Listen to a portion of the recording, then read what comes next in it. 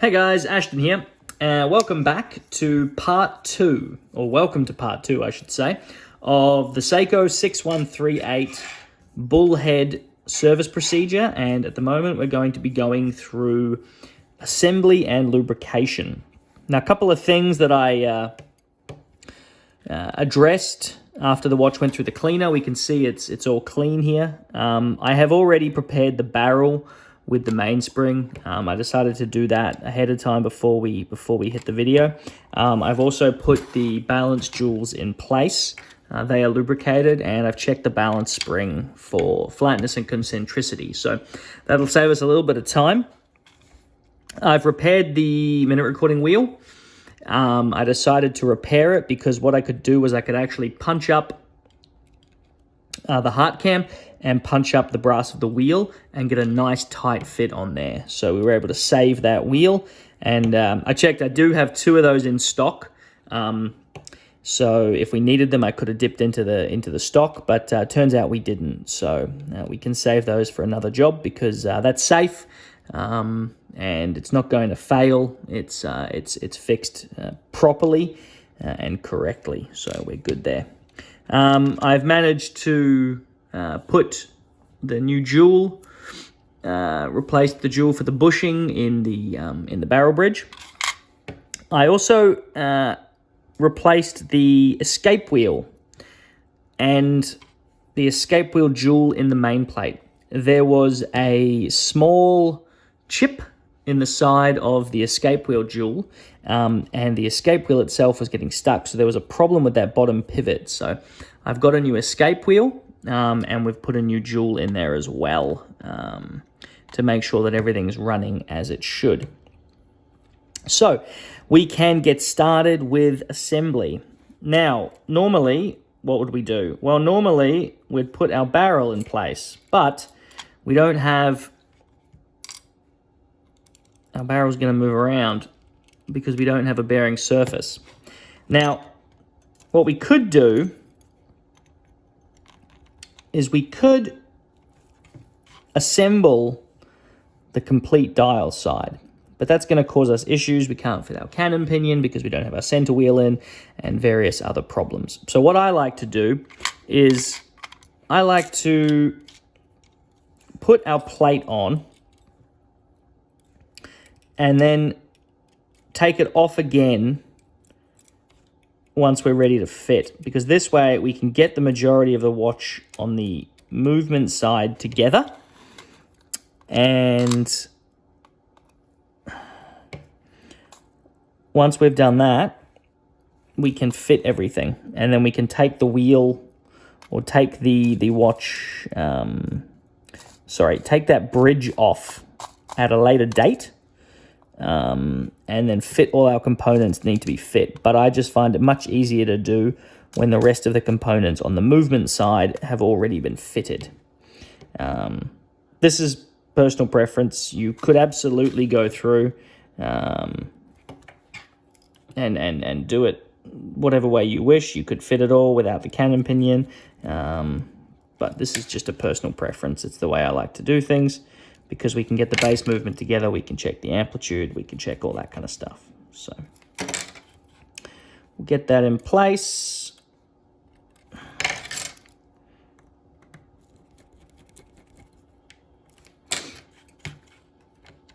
And we're good to go.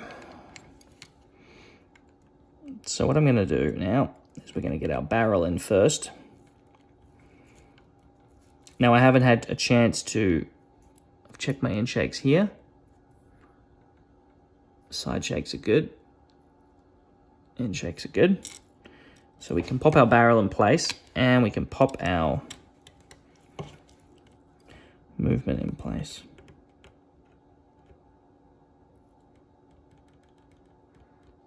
Roughly check our end shake, but pop a couple of screws in, because I haven't actually checked the end shake yet for the fitting of the barrel.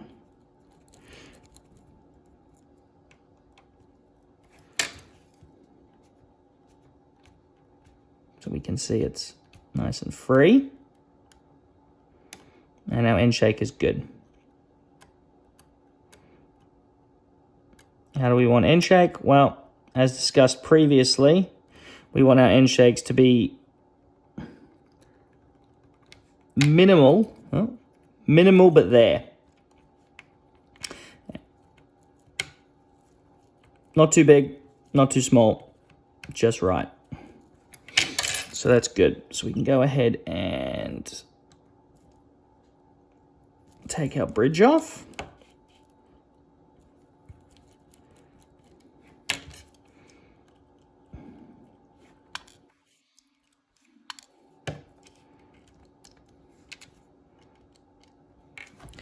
And we can fit our center wheel and center wheel bridge.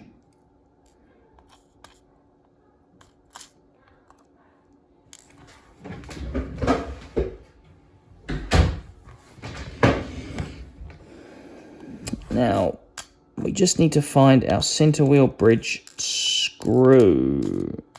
The elusive center wheel bridge screw.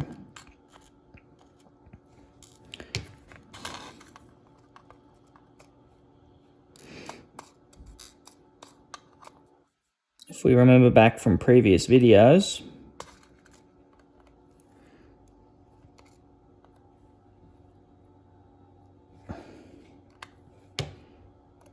it's a rough finish screw.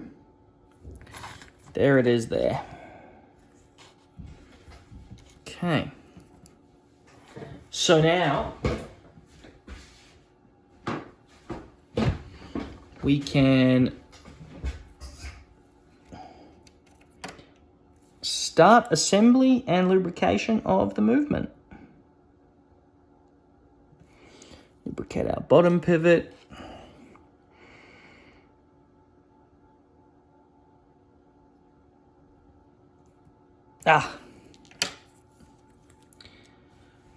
Got the pinion. So we're going to have to clean that off. So while we're waiting for that, I'll start lubricating the bottom of the barrel.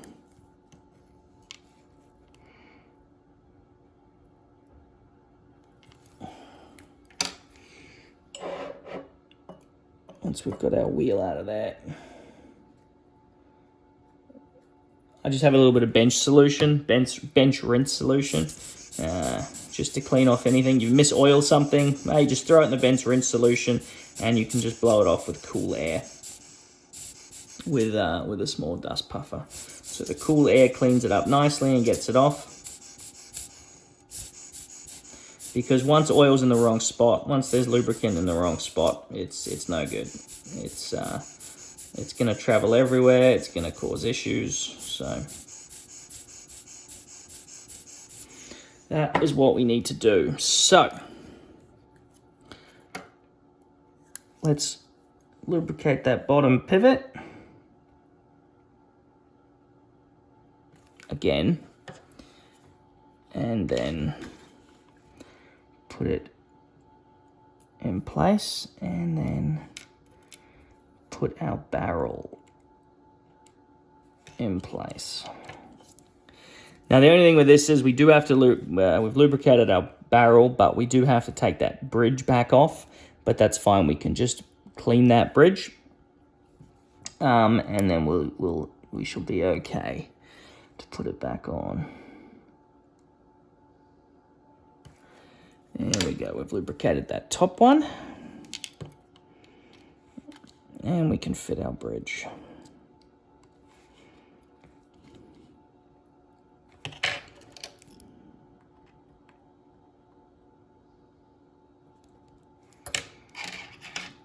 Like so.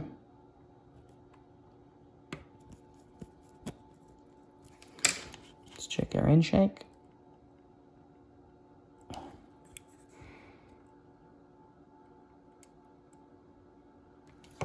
And we're good. So we can now get our wheels. Check our wheels as we go. Now that we have a new escape wheel, I have already checked the end shakes for the escape wheel. So we're okay. Everything is free and working as it should. So now we can lubricate our chronograph runner.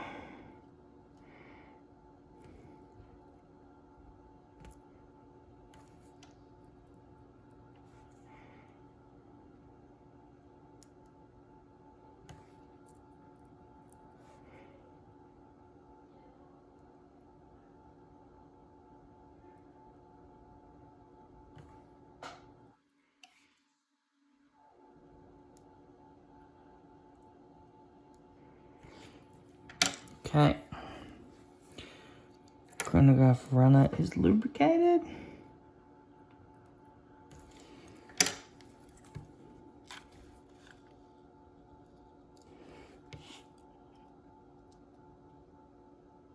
And we can fit it. So now what we can do is lubricate the top pivot of our barrel arbor. And we can go ahead and fit our bridge.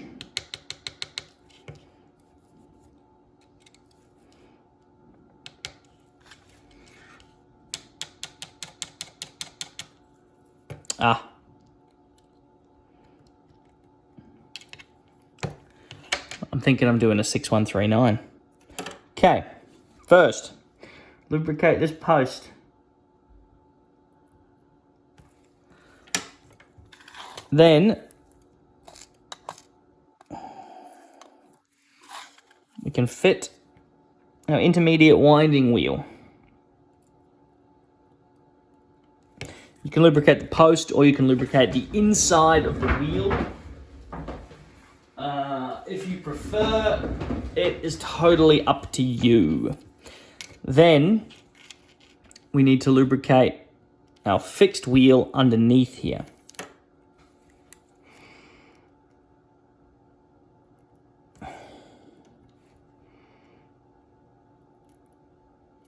Wheel does a lot of winding.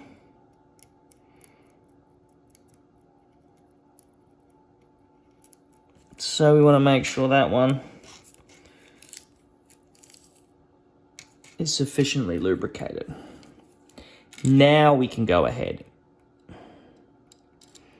and we can fit our bridge. And it looks like we've found all our pivots.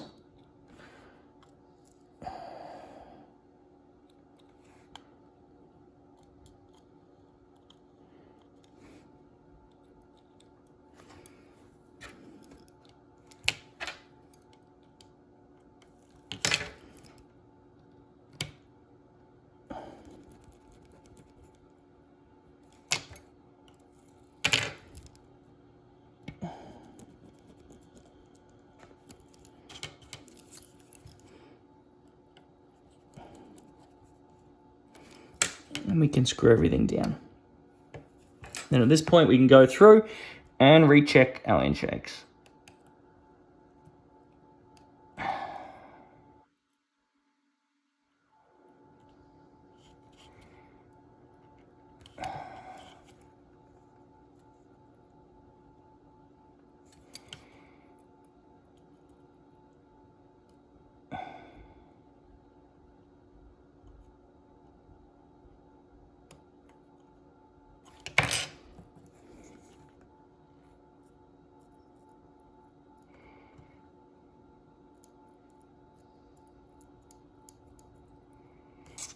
Well, it looks like I didn't do a very good job at checking those end shakes because my escape wheel end shake is too tight.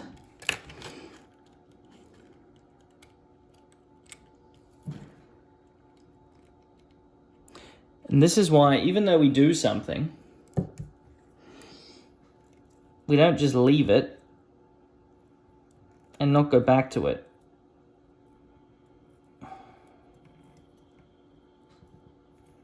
We always recheck everything we do.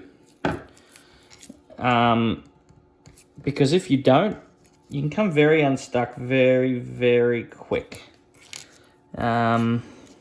You can go through and you think, oh, yep, I did that. I checked it. Well, you might have checked it, but the key is to check it the last time that you did it.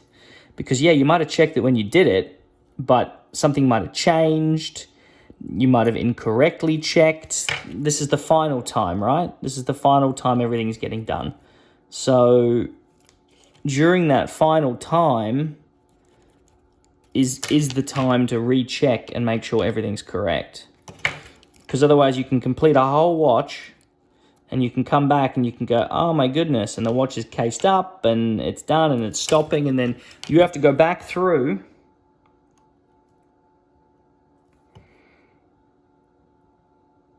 much better.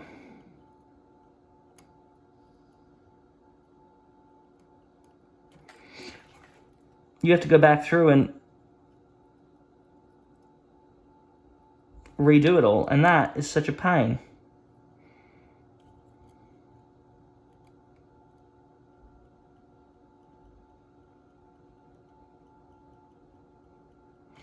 Complete waste of time.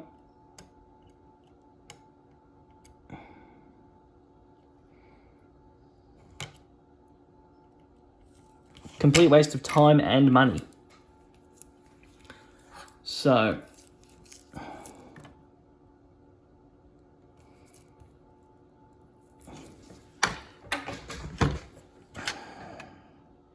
that's my importance of checking rant. Okay, at this point, we can lubricate those top pivots.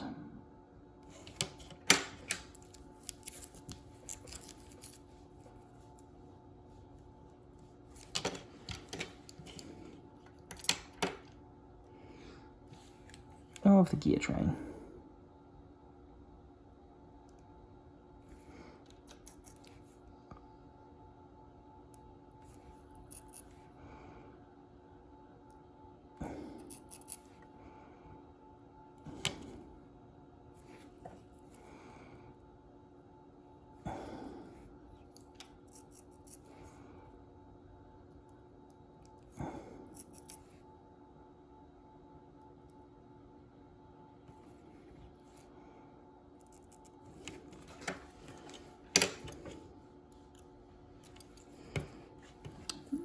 And now we can fit our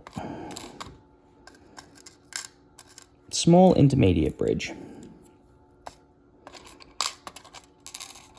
which is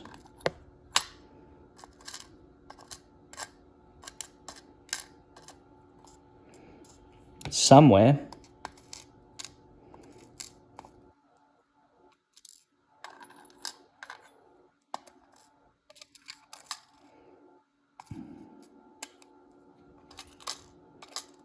right there.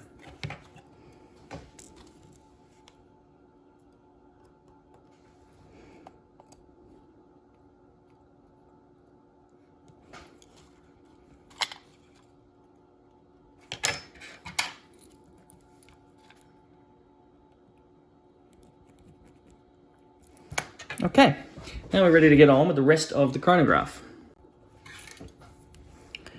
Okay, so next we want to assemble our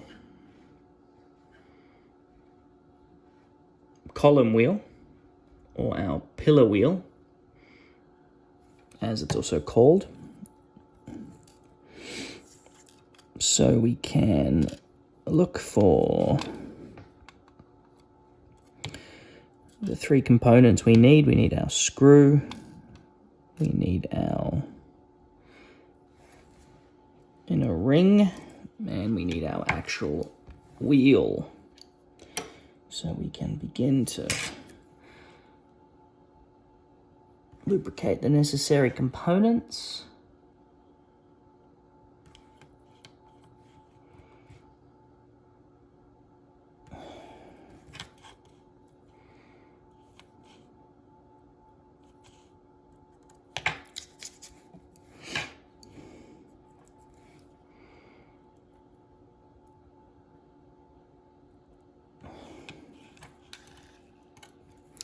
And we can lubricate the actual column wheel in the sections that need it. Again, as discussed previously, I like to lubricate every second or third tooth.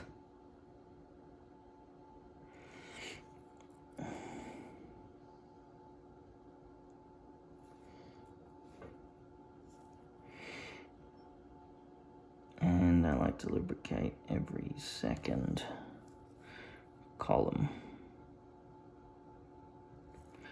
roughly. Accidentally lubricated two next to each other. It's all right. Not a problem.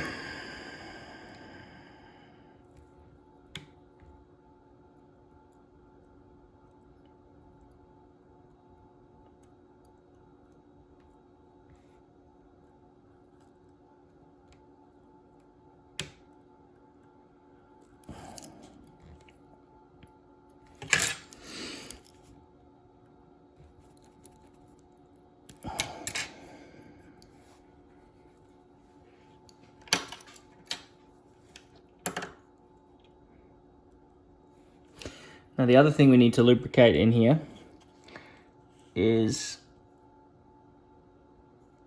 our other intermediate wheel, which is just hiding underneath there. And we also need to make sure we lubricate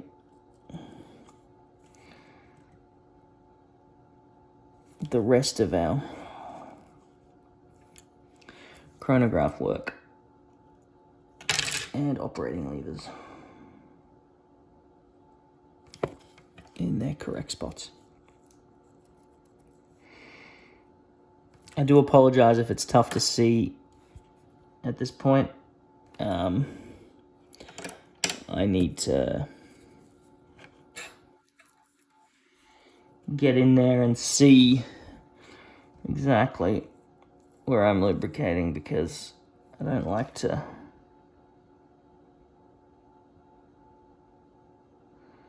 put too much on at this point.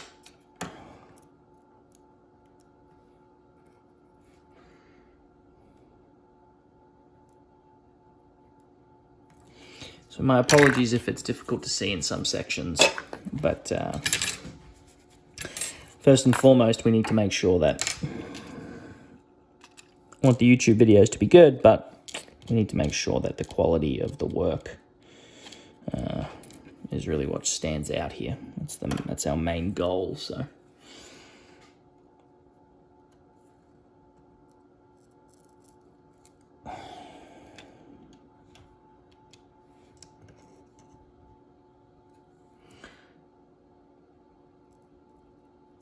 Lubricate our levers here.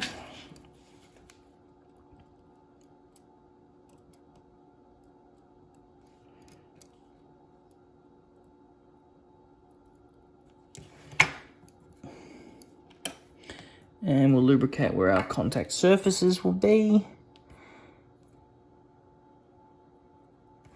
between the two levers.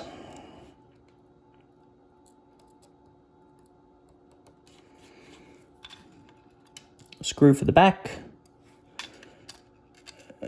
And that's not it. That's my ratchet screw. I should have one more big screw. That's my day wheel screw. There it is. That's the screw for the lever.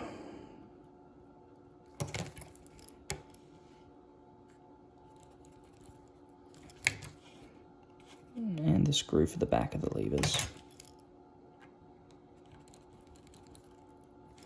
All right, now it's time to fit our click, which we put over here. And where did we put that click screw? It's one of those things. I remember I put it away for safekeeping, but I probably put it in the wrong spot.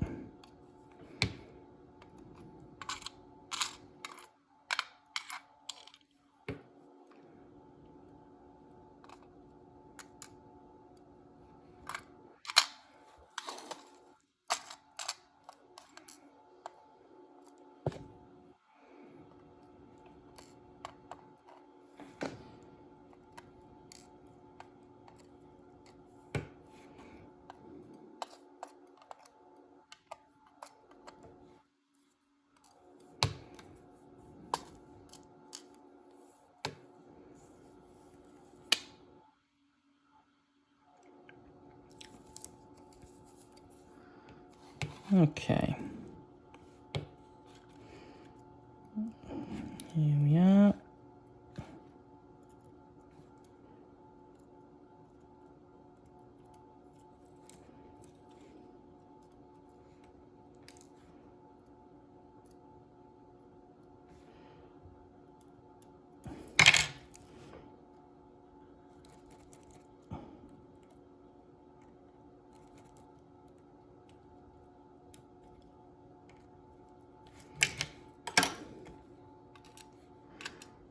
And we're good to go. Fit our ratchet wheel.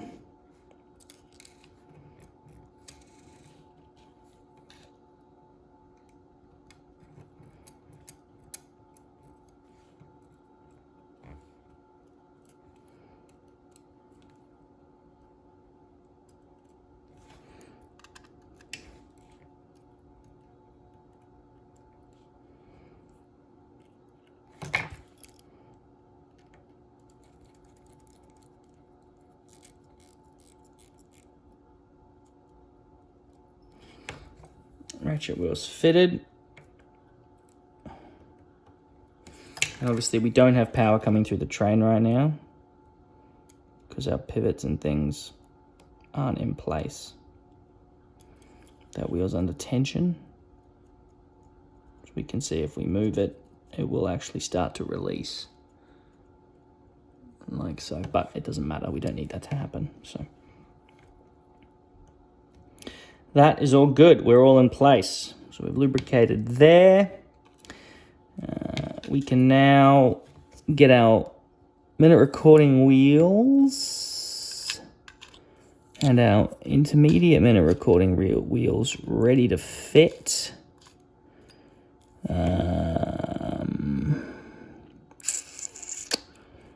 Intermediate, and we need our reset hammer. So let's fit our wheel first.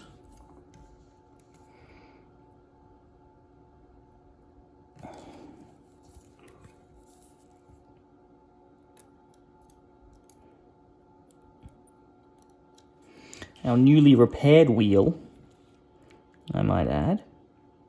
And then we can fit our intermediate wheel. And make sure that fits in place. And it does. Perfect. We can now lubricate our reset hammer. Make sure that's working as it should.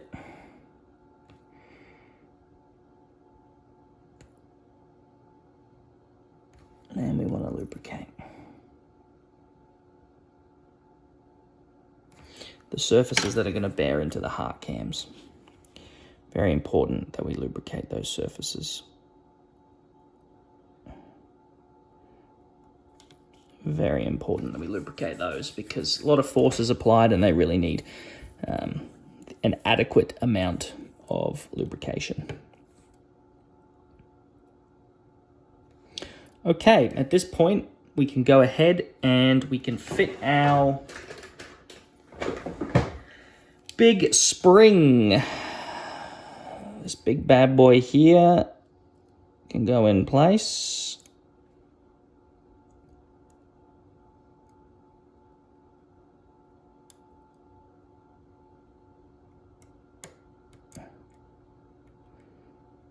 Muscle that in. And as you may remember from my last video, it's a non-contact lubrication point according to Seiko, but I'm a fan.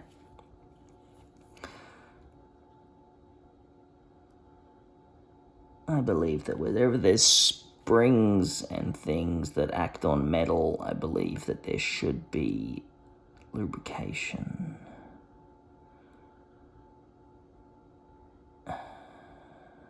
There's a hair on that wheel. Happy to be proved wrong about that, but I don't think lubricating it causes any issues or concerns, so I'm going to stick with it at this point. Okay, let's make sure we have everything in place. Do we have everything in place? Yes, we do. Yes, we do. Now we can fit our reset hammer spring. These are a common spring that we find broken, lost, or some poor substitute made. So I actually need to check my stock to see if I purchased any of these.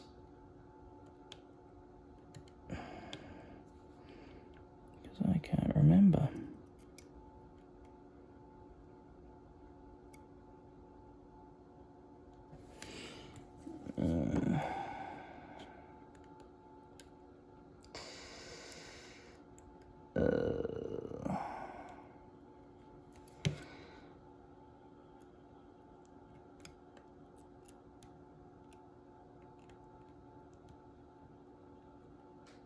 See how that's not in place? There we go. Well, that was a bit hairy. I didn't enjoy doing that too much. This is what happens when you do this kind of thing on a Friday afternoon. When it's nearly beer o'clock. That's what happens. Okay, so we are good. Everything appears to be fitted here. Everything is lubricated. Everything is working as it should. We can now go ahead and we can fit the bridge. Helps if we fit it the right way up. I don't lubricate this contact point until the jumper's on there. That's just a personal preference of mine. What'd I tell you? Once we press that down, the bridge will, well, the wheel will start to work. And power will come through that train. It's always nice when you're explaining to something to someone or you're on video and it actually works. It works as if you said it would, because chances are there'd be something jammed or wrong and you'd be like, oh, there's no power coming through the train after I told everyone there would be. So it's nice when it happens, to be honest. I'll take the win. I'll take the victory.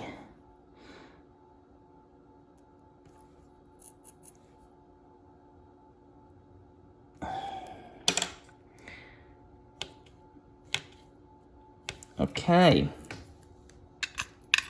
Now we know that power is coming through the train. Give it a little more. And we're good. Okay. Let's start and stop the chronograph.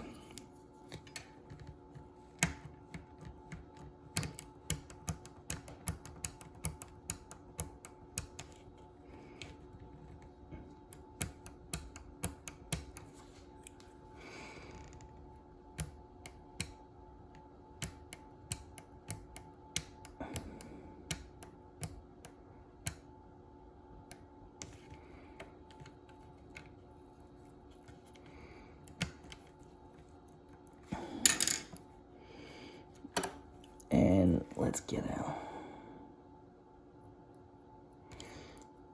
arm where it should be. And get our spring lubricated.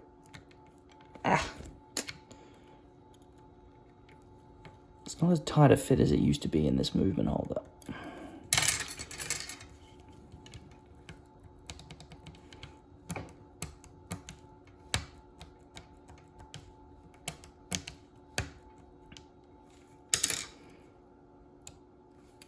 Springing back there, so let's just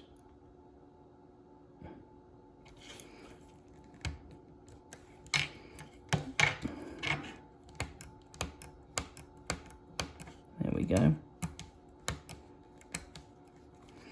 So let's check power in all positions.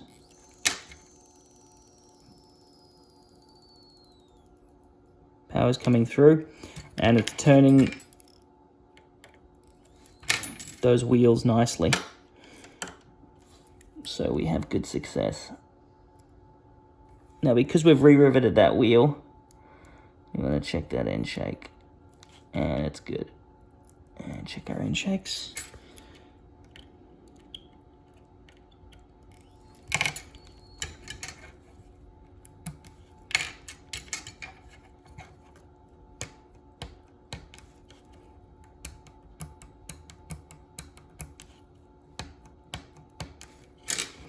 Okay.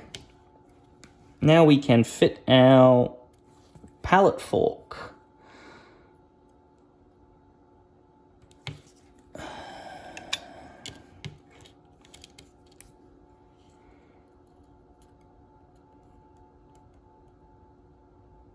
And remember here, we want to use the right screws. Something we spoke about yesterday when we did the 6138. I shouldn't say yesterday because you could be watching this at any point and have no idea what the heck I'm talking about.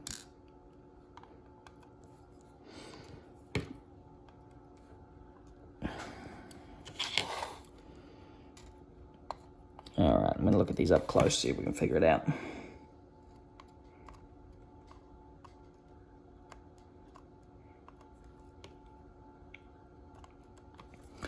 Remember, it's the thicker screws for the pallet bridge and the thinner screws for the automatic bridge. Because remember, the thin and the thick screws will fit in the pallet fork and work fine, you won't know, but only the thinner screws will fit in the other one. All right, let's give her some power.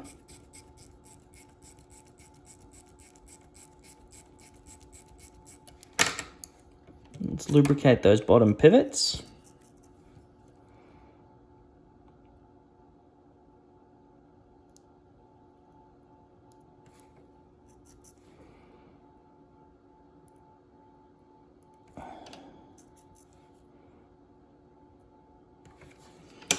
And I'm going to head to the microscope and get the escapement lubricated.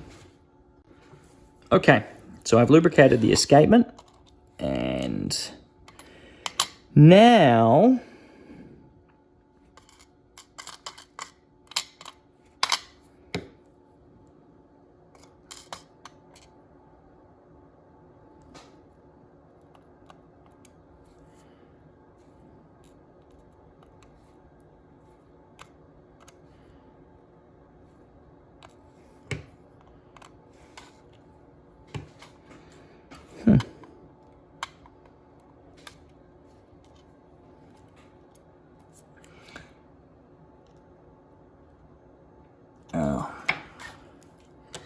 there it is. Sorry, I've just got to change one screw out. I couldn't find the correct screw for the click at the time, so I used a bridge screw. But now I've found it. Okay, so now we can go ahead and fit our balance spring in place. Sorry, our balance. Not just the spring.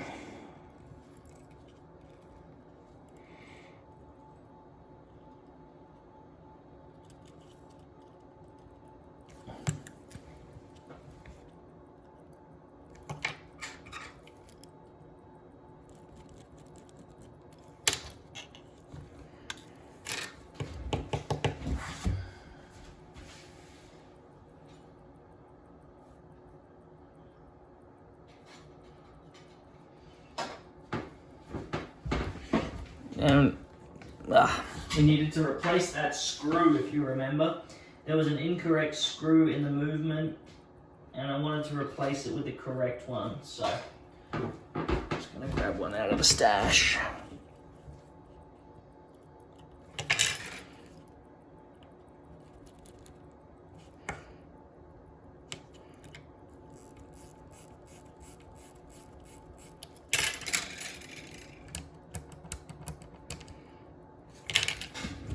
Now, I'm going to demagnetize. I'm going to take a brief look and see what kind of results we're getting on the timing machine.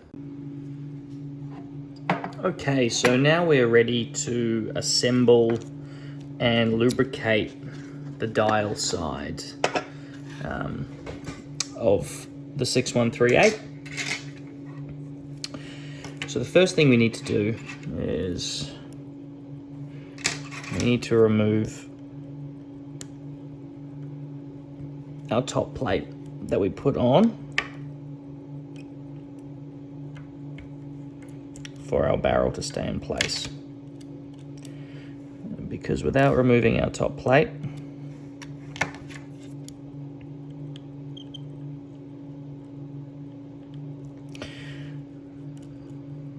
we can't fit anything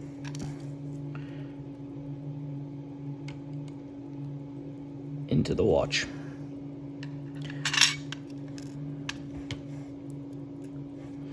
So first thing I'm going to fit is I'm going to lubricate the center wheel.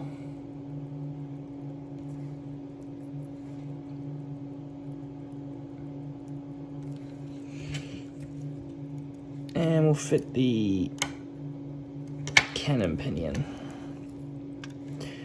At which point next we can fit the winding and sliding pinion. Now remember, this is different to the 6139 because on the 6139 we don't lubricate. Well, we don't even have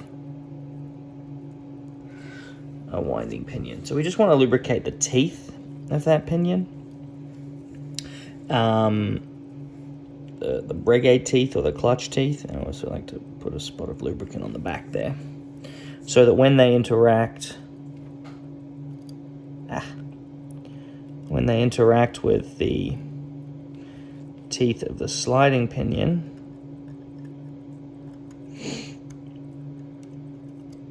everything works correctly as it should. Now we can lubricate the inner piece of our sliding pinion. And we can put get that hair out of there. Setting lever in place.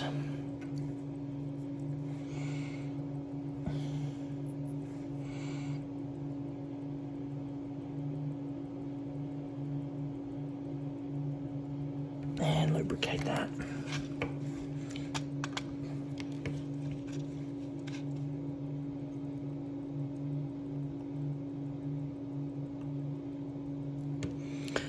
Okay, now we can get our components ready.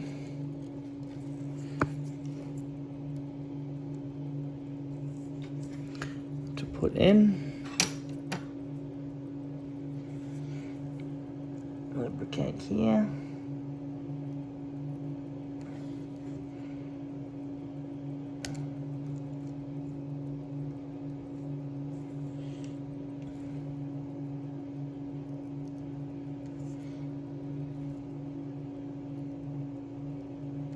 To lubricate in there too.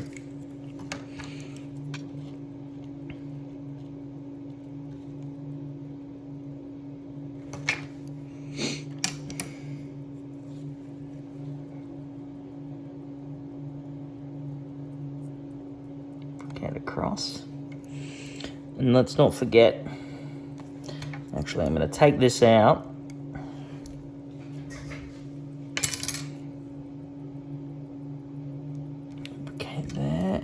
Put our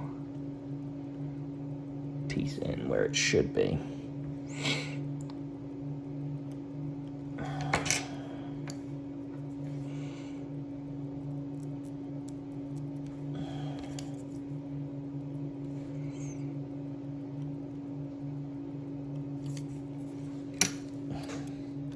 I do the 6138 so infrequently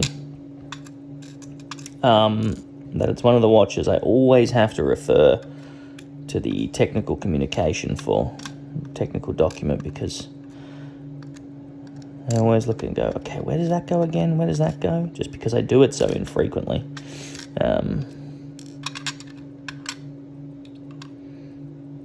But more and more are coming in, so it's one of those things. Okay, now we need our spring.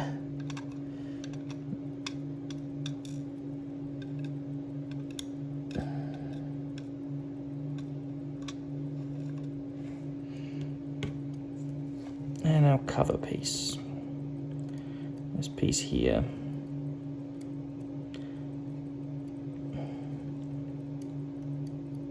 Sits over here like so.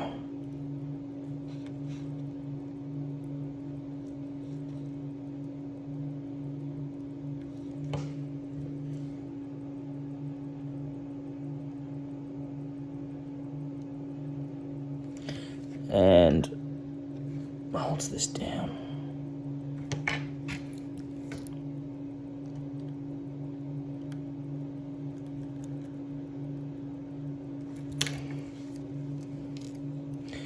And then we can put our spring in.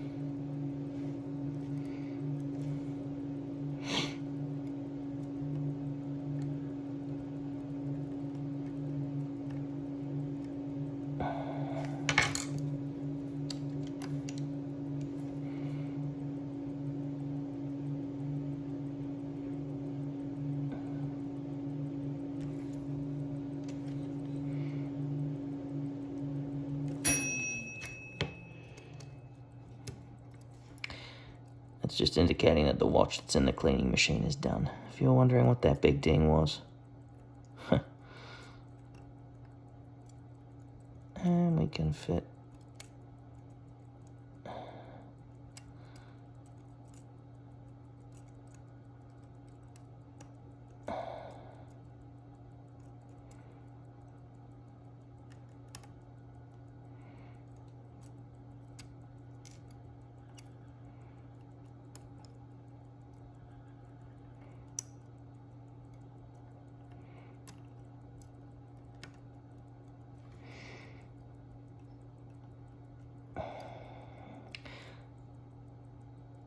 our setting lever jumper.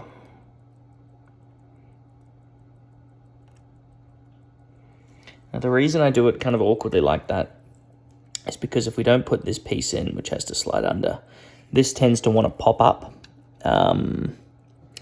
and it causes issues, and I don't like the way that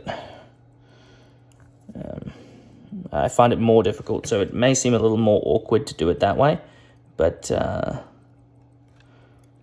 it's the way I prefer to do it.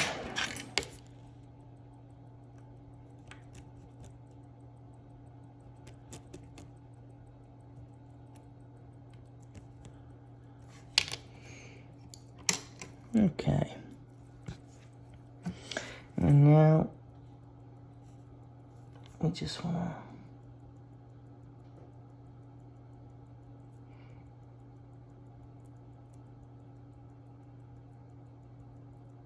lightly lubricate our setting lever spring.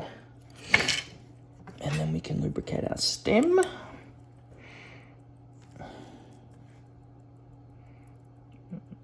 A slot on the bearing surface of the sliding pinion. The pivot. And on the square where our sliding pinion slides back and forth. Basically all those bearing surfaces. Spread that lubricant on our setting lever spring.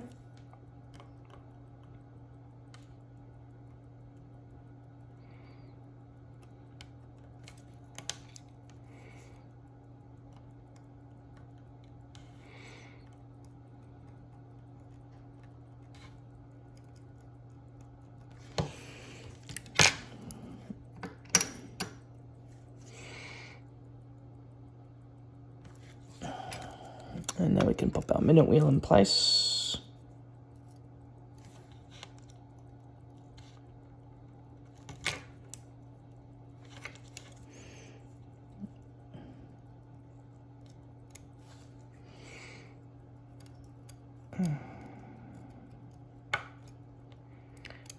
Cannon pinion wasn't all the way down. And we can just check our tension. Seems good.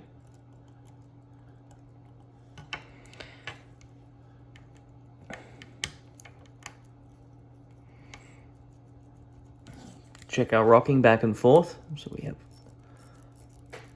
winding position, quick date, and hand setting. And everything's as it should be.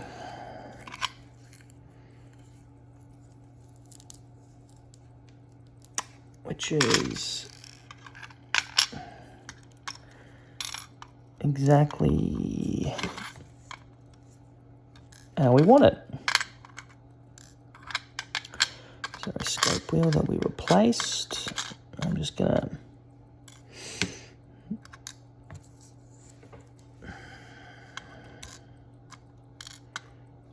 move all our components around so everything's in their right relative positions.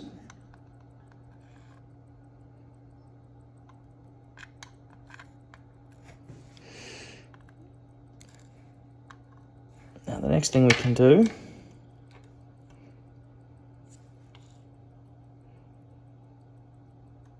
is fit our plastic gear, plastic intermediate gear. And the interesting thing about this one is it goes the opposite way to the 61 or the 6138. It goes small pinion down in the 6138. It goes small pinion up in the 6139. It goes small pinion up in the 6138.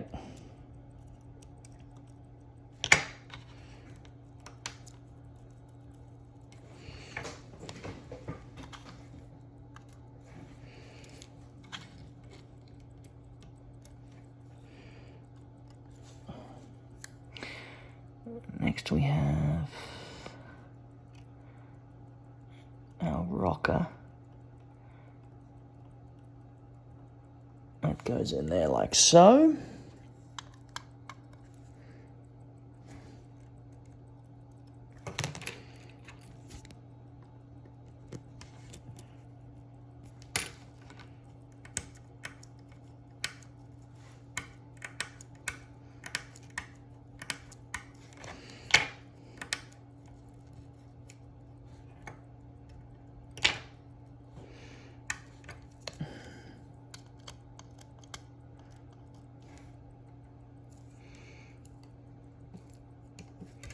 And everything's engaging as it should.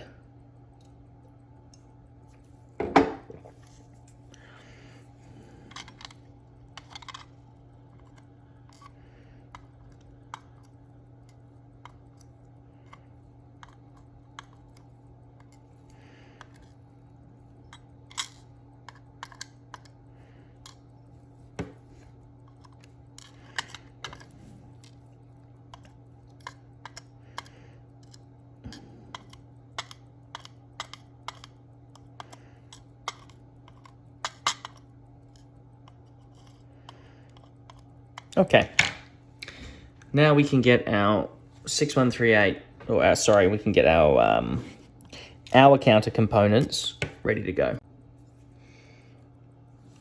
Now we can lubricate our respective components.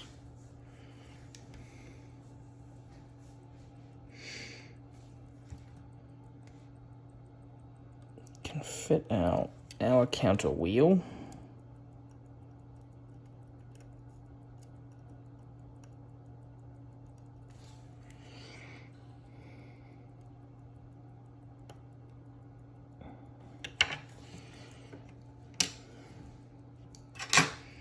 When it comes to this, I like to lubricate the heart cam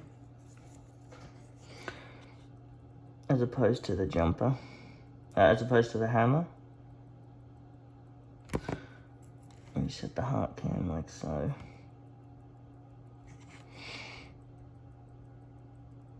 Sorry, lubricate the heart cam.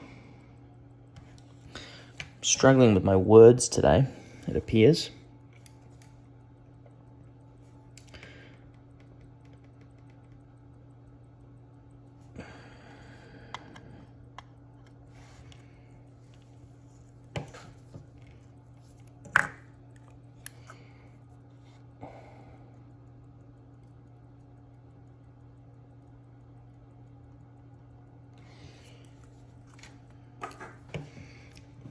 Place our stop lever in place.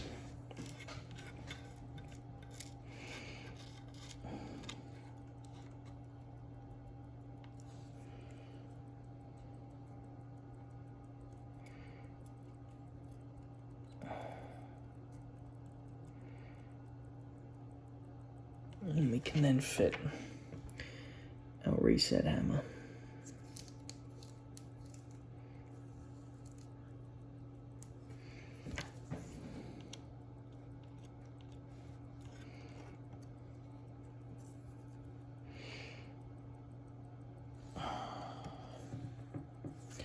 Now a little spring.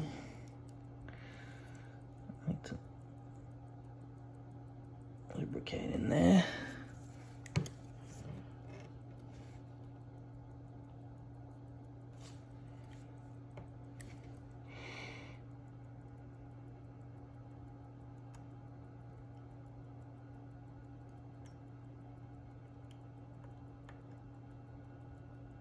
And we can fit that into position.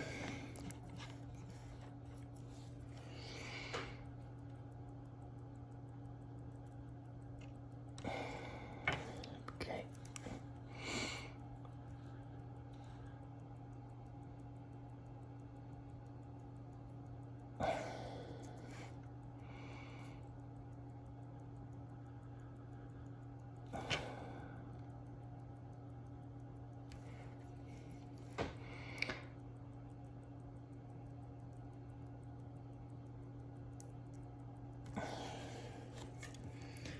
Lubricate our channel along here. And then we can fit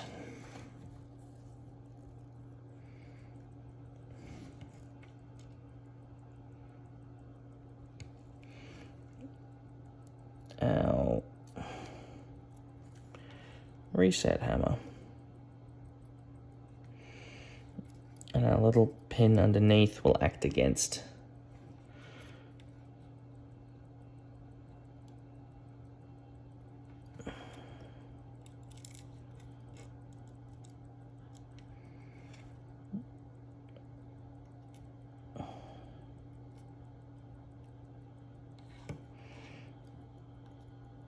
Let me drop that into position.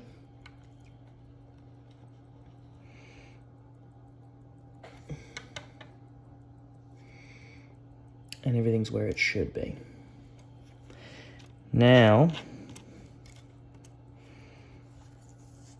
we can fit our spring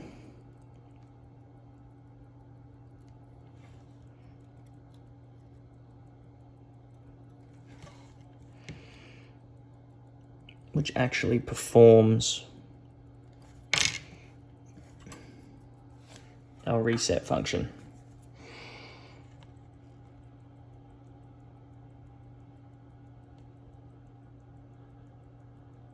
There's actually another spring that acts against this, but I guess this is considered a spring. And it will sit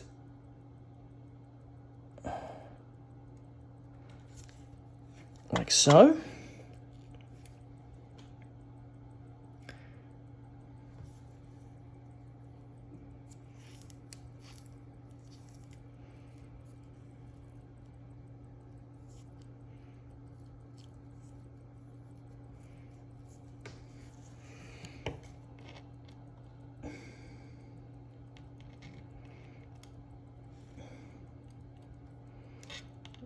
Spring goes like this.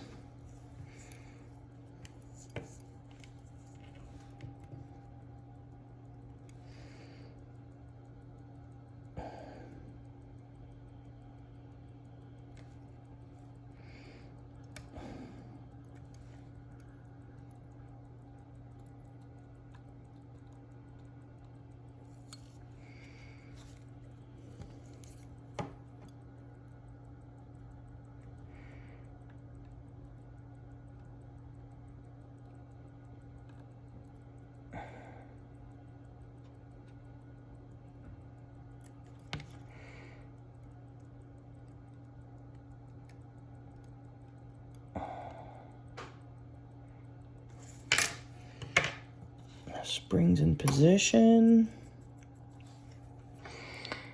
And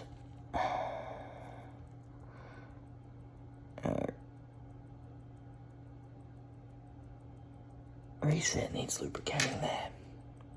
Okay. So all our chronograph components are in place and lubricated for our hour counter reset and our hour counter. So now what we can do is we can fit our top plate.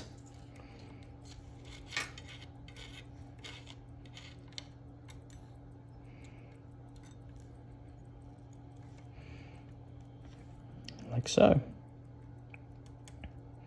We need to line up our pivots.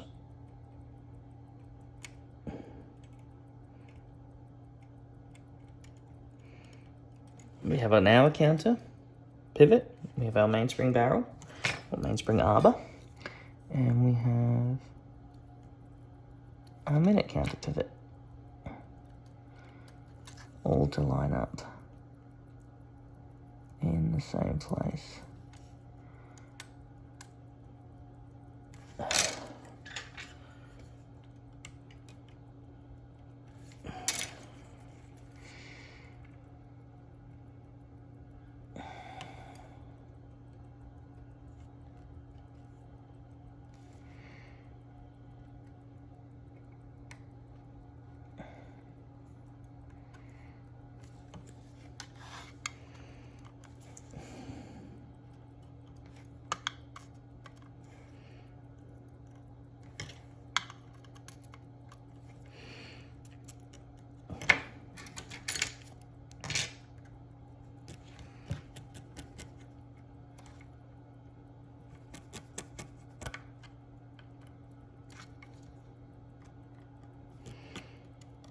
Now, one thing we do need to do, we need to lubricate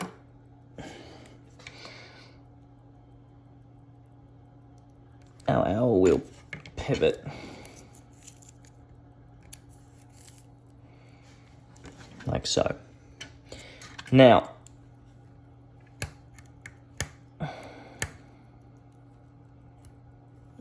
check our reset.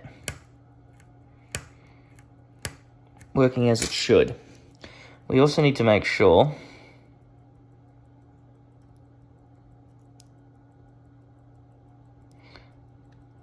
that our brake is working, because we don't want our hour counter to run when our brake's not working. And then we want to check when we start that our brake comes away.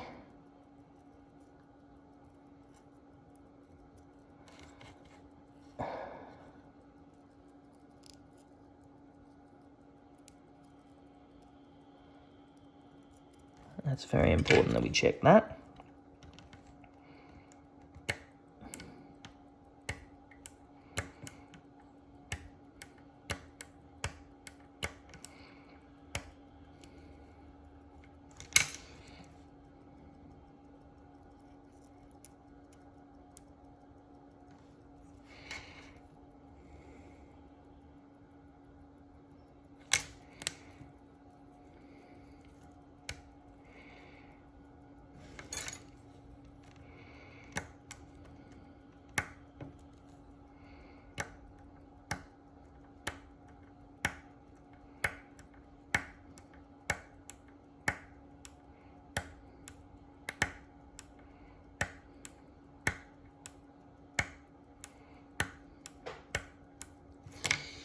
So,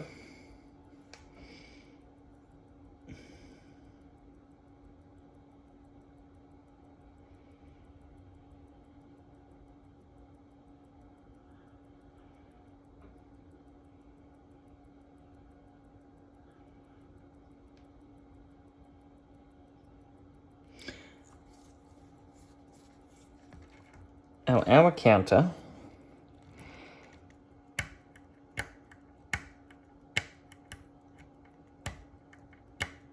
is not working every time. So we'll have to take our plate off and and have a look why. What's happening is our brake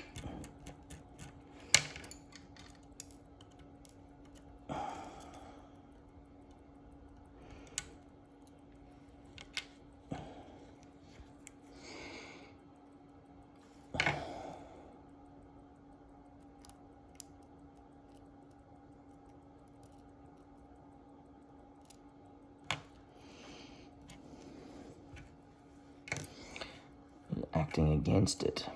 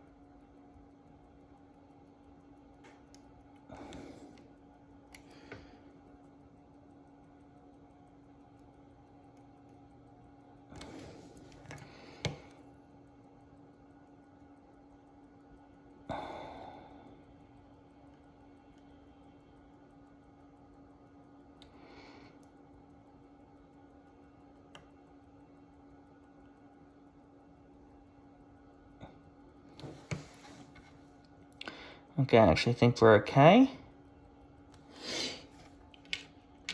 So let's go ahead and fit our plate back.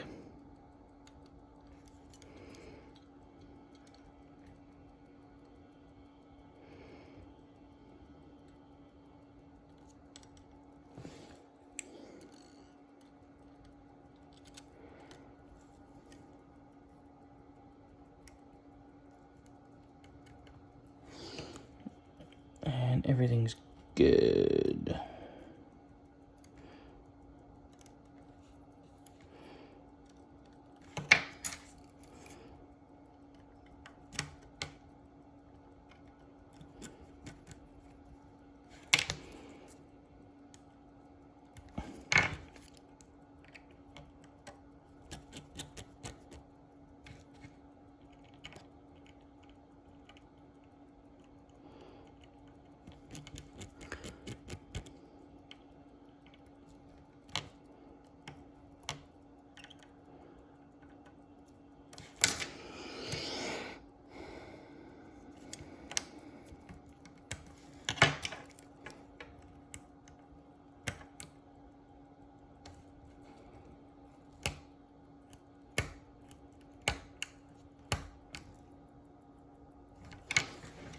So now before we assemble our calendar work, we're going to let that run with our chronograph started and stopped to see what kind of results we get. And then we can come back and assemble our calendar work.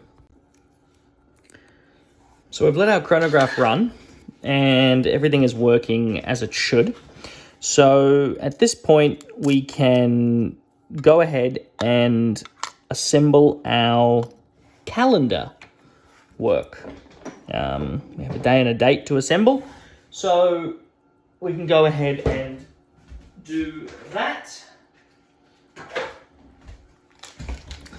right now.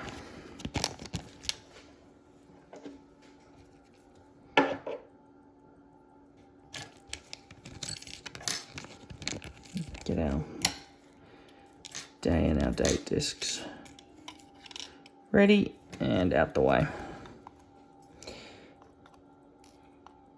First thing I like to do is assemble our small date jumper wheel We lubricate here, but we just use a tiny, tiny amount.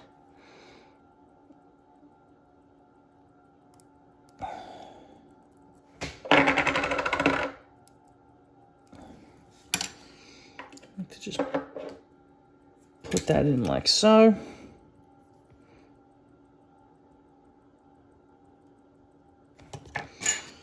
And we can put our screw in place.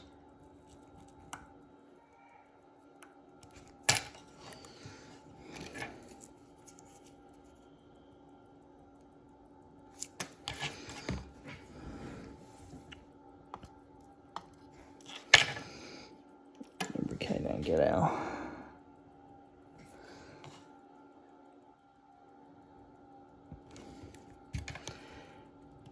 calendar wheel ready.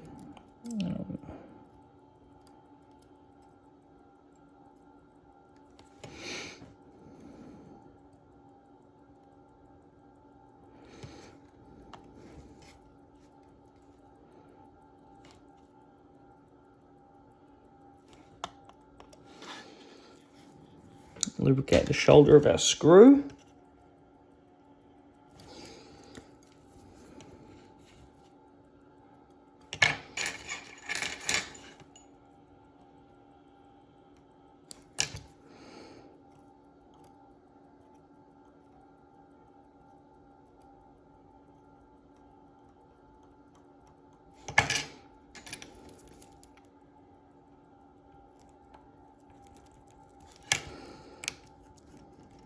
And check our chronograph, check our hand and date setting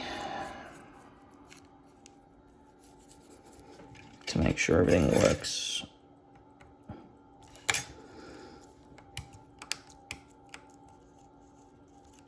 As it should. Check our quick date. Our quick date is working correctly.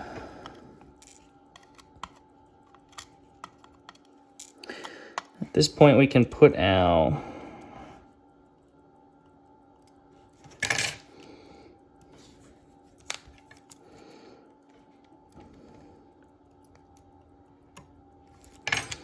date jumper in place.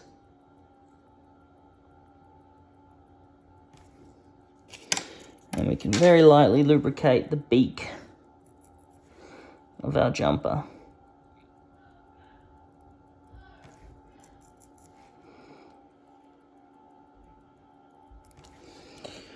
Just lightly lubricate that.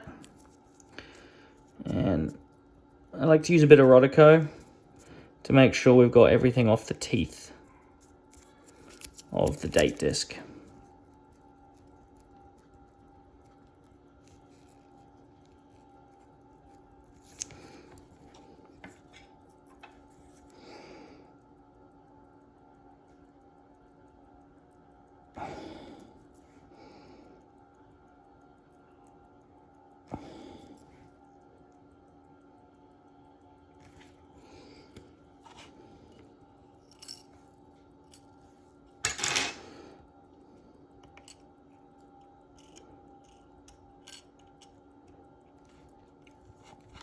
Once our teeth are lubricated,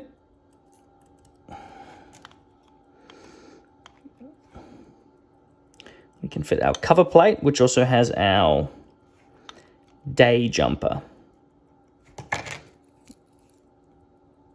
attached.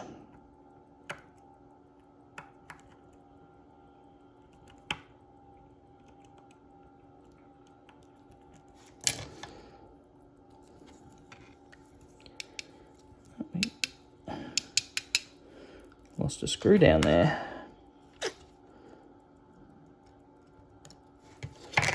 Looks like it fell down and got stuck. There we go.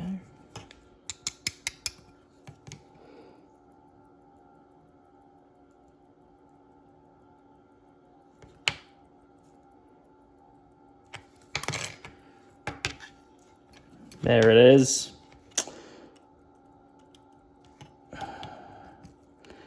It can happen sometimes.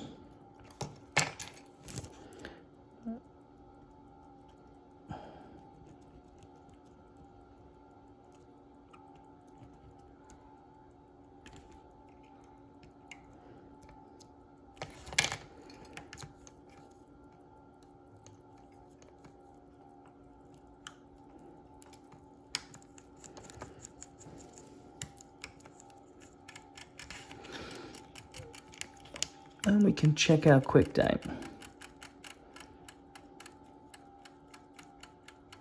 We don't have everything in place yet. We still need to put our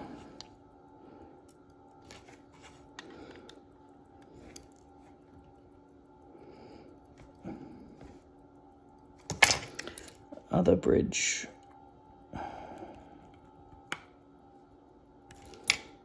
in place.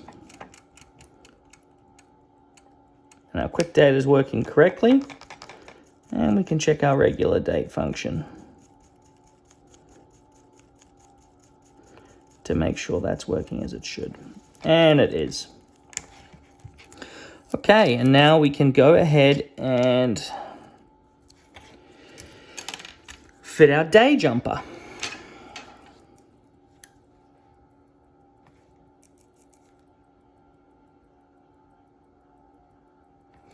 Again, we want to lightly lubricate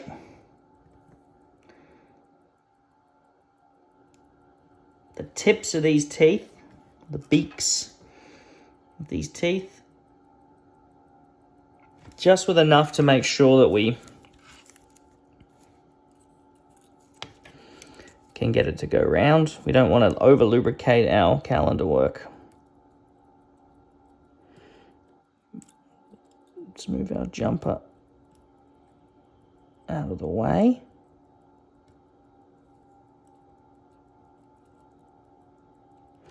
Between our teeth.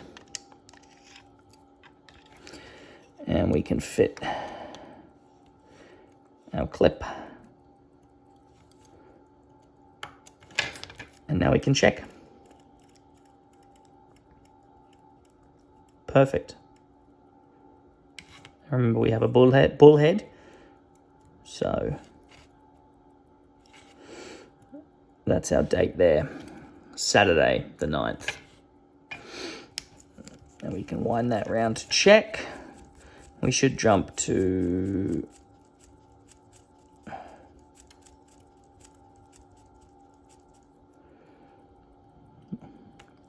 the 10th and the correct date because we don't have any English on here. Sorry, that is English. That's Sunday. I'm reading it upside down. Perfect. And there it is. We now have our calendar side fully assembled. We have our chronograph hour counter fully assembled, and we have the movement completely assembled. The only thing we would need to do now is to fit the automatic work, but I've showed that in another video, so I'm not going to fit the automatic work in this video because you can watch the 6139 video to have that assembled. So thanks for watching, guys. I hope you've enjoyed the teardown and rebuild series of the 6138 chronograph.